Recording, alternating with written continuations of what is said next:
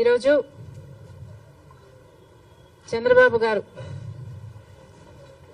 అధికారంలోకి వచ్చి ఒక నెల దాటిపోయింది.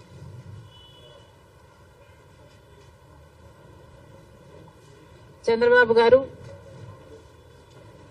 కూటమి కలిపి చేసిన వాగ్దానాలు ఎన్నో ఉన్నాయి. అందులో భాగంగా సూపర్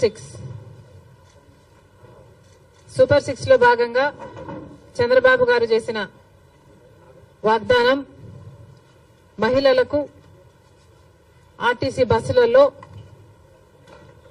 ఫ్రీగా ప్రయాణం చేసే వెసులుబాటు. మరి చంద్రబాబు గారు నెల రోజులైనా ఈ చిన్న వాగ్దానాన్ని ఎందుకు నిలబెట్టుకోవడం లేదో సమాధానం చెప్పాల్సిన అవసరం ఉంది. ఎందుకంటే సూపర్ సిక్స్ లో భాగంగా చంద్రబాబు గారు మహిళల కోసం చేసిన ఈ వాగ్దానం చాలా ప్రాముఖ్యమైంది.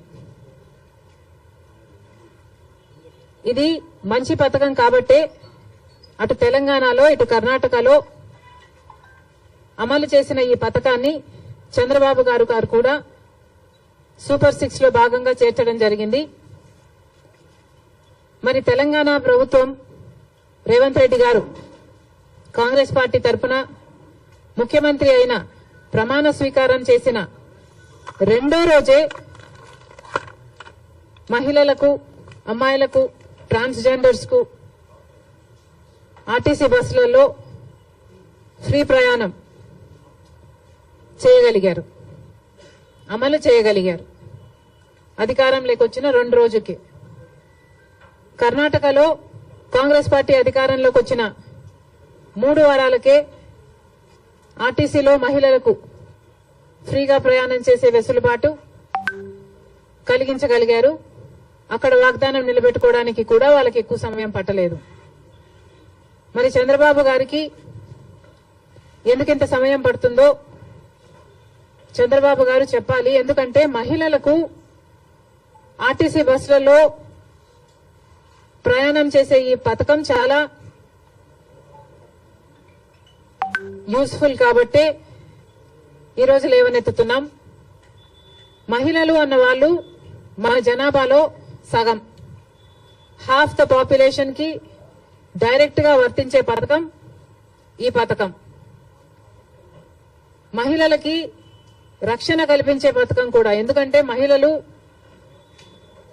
ఒక చోటు నుంచి ఇంకో చోటికి వెళ్ళాలి అంటే ఆర్టీసీ బస్సులో అయితే సేఫే కాకుండా ఈ పథకం ద్వారా ఫ్రీగా అయితే మహిళలు ఎక్కువ ఆర్టీసీ బస్సులలోనే ప్రయాణం చేసే అవకాశము వీలు ఉంటుంది. కాబట్టి వాళ్ళ పాపులేషన్ ఆర్టీసీ బస్సులో ఎక్కువ అయితే, సే ఫర్ ఎగ్జాంపుల్ ముందు భాగంలో మొత్తం మహిళలకని రిజర్వేషన్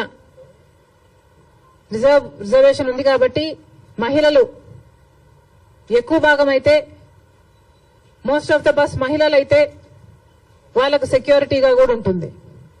కాబట్టి మహిళలకు పనికొచ్చే పథకం ఈ పథకం.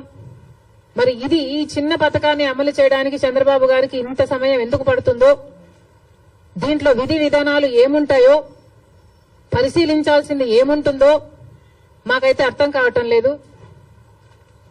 ఎందుకంటే విధి విధానాలు దీంట్లో పరిశీలించి చేయాల్సింది ఏముంటుంది? మహిళలు అన్నాక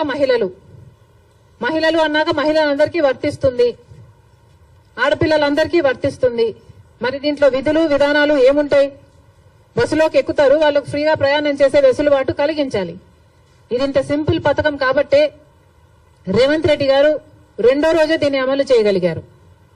ఏ పథకమైనా అమలు చేయడానికి చిత్తశుద్ధి ఉండాలి. రాజశేఖర రెడ్డి గారికి ఆ చిత్తశుద్ధి ఉంది కాబట్టే రాజశేఖర రెడ్డి గారు ఉచిత విద్యుత్తు అంత తొందరగా మొదటి సంతకంలోనే వాగ్దానం చేశారు. కాబట్టి విధి విధానాలు ఏమీ ఆలోచించకుండా మేనిఫెస్టోలో పెట్టిన అంశం కాబట్టి వెంటనే అమలు చేయడం కూడా జరిగింది. మరి అలాంటప్పుడు మహిళలకు ఇంతగా పనికొచ్చే ఈ పథకాన్ని చంద్రబాబు గారు ఇంత సమయం ఎందుకు పడుతుందో సమాధానం చెప్పాలి. ఇవే కాకుండా చంద్రబాబు గారి సూపర్ 6 లో మిగతా పథకాలకు కూడా చంద్రబాబు గారు వెంటనే అమలు చేయాలని డిమాండ్ చేస్తున్నాం. ఈరోజు కొత్తగా నిన్న చంద్రబాబు గారు ఇచ్చిన జియో ప్రకారము అమ్మకి వందనం అనే పథకం, అమ్మకి వందనం అనే పథకంలో చంద్రబాబు గారు వాగ్దానం చేసినప్పుడు ప్రతి తల్లికి ఎంతమంది బిడ్డలుంటే అంతమంది, ఒకరుంటే 15,000 వస్తుంది, ఇద్దరుంటే 30,000 వస్తుంది, ముగ్గురుంటే 45,000 వస్తుంది, నలుగురుంటే ఏకంగా 60,000 వస్తుంది అని చంద్రబాబు గారు ఊదరగొట్టి మరీ క్యాంపెయిన్ చేశారు. మరి ఈ స్కీమ్ కు విధి విధానాలు ఎలా ఉంటాయి? చంద్రబాబు గారు నిన్న విడుదల చేసిన జీవోలో అయితే ప్రతి తల్లికి అని రాశారు. అంటే ఈ పథకం ప్రతి తల్లికి 15,000నా లేకపోతే ప్రతి బిడ్డకు 15,000నా? చాలా కన్ఫ్యూజింగ్ గా ఉంది. ఈ సాక్షి పత్రిక అయితే ప్రతి తల్లికి 15,000 మాత్రమే, అంటే ఒక్కరికే ఇస్తారు, తల్లికి ఇస్తారు, ఒక బిడ్డకు చొప్పునే ఇస్తారు, మిగతా వాళ్ళకందరికీ ఎగనామం పెడతారు అని సాక్షి రాయడం జరిగింది. మరి చంద్రబాబు గారు దీనికి క్లారిటీ ఇవ్వాలి. ఈ పథకం వర్తిస్తున్నది ప్రతి తల్లికి 15,000 లేకపోతే ప్రతి బిడ్డకు 15,000? చంద్రబాబు గారు వాగ్దానం చేసినట్టు ప్రతి బిడ్డకు 15,000 ఇవ్వాలని, ఆ లెక్కన నలుగురు బిడ్డలుంటే 60,000 ఇవ్వాలని మేము డిమాండ్ చేస్తున్నాం. ఇంకో మారు సాక్షిని నడుపుతున్న జగన్మోహన్ రెడ్డి గారు కూడా సమాధానం చెప్పాలి. ఇలాగే జగన్మోహన్ రెడ్డి గారు కూడా అమ్మఒడి అనే పథకం, ఆయన ముఖ్యమంత్రి కాకముందు అమ్మఒడి పథకం కింద మేము ప్రతి బిడ్డకు 15,000 ఇస్తాము అని ఆ రోజు వాగ్దానం చేశారు. తర్వాత ముఖ్యమంత్రి అయ్యారు జగన్మోహన్ రెడ్డి గారు, ప్రతి బిడ్డకు 15,000 ఇవ్వలేదు, ఒక్క బిడ్డకు మాత్రమే. అంటే ప్రతి తల్లికి 15,000 అన్నట్టుగానే జగన్మోహన్ రెడ్డి గారు కూడా వ్యవహరించారు. మరి జగన్మోహన్ రెడ్డి గారికి ఆ వాగ్దానం గుర్తులేదేమో ఈ రోజు చంద్రబాబు గారి గురించి రాస్తున్నారు. జగన్మోహన్ రెడ్డి గారు కూడా ఇదే వాగ్దానాన్ని ఇచ్చి మాట తప్పడం జరిగింది. తల్లికి 15,000 అని అనకుండా ఆ రోజు బిడ్డకు ఎంతమంది బిడ్డలుంటే అంతమంది బిడ్డలకు 15,000 ఇస్తాము అని తాను చెప్పడమే కాదు, జగన్మోహన్ రెడ్డి గారి తరఫున క్యాంపెయిన్ చేసిన నేను కూడా, నాతో కూడా అదే వాగ్దానమే చెప్పించారు. ఆ రోజుల్లో నేను కూడా జగన్మోహన్ రెడ్డి గారు ఈ పథకాన్ని అమలు చేస్తారు అని నమ్మి బాయ్ బాయ్ బాబు క్యాంపెయిన్ లో నేను కూడా ప్రచారం చేయడం జరిగింది. కానీ జగన్మోహన్ రెడ్డి గారు ముఖ్యమంత్రి అయిన తర్వాత అమ్మఒడి పథకం కింద కేవలం ఒక బిడ్డకు మాత్రమే ఇవ్వడం జరిగింది. జగన్మోహన్ రెడ్డి గారు ఒక బిడ్డకే ఇచ్చారు, ఇప్పుడు చంద్రబాబు గారు కూడా ఒక బిడ్డకే ఇస్తారు అని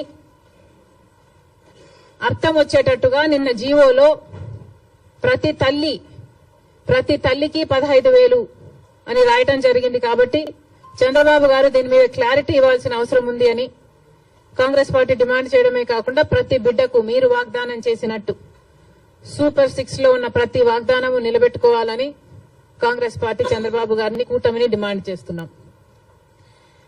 ఇక ఇటీవల క్రియేట్ చేస్తున్న confusion Visakhapatnam steels, Vizag steel కు సంబంధించి తెలుగుదేశం పార్టీ ప్రజాప్రతినిధులే రకరకాలుగా